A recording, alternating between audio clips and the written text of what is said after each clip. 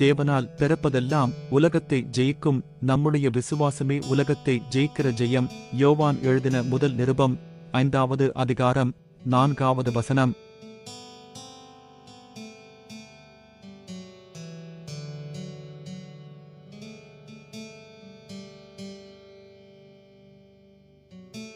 தேவனால் பிறப்பதெல்லாம் உலகத்தை ஜெயிக்கும் நம்முடைய விசுவாசமே உலகத்தை ஜெயிக்கிற ஜெயம். யோவான் எழுதின முதல் நிருபம் 5வது அதிகாரம் 4வது வசனம்.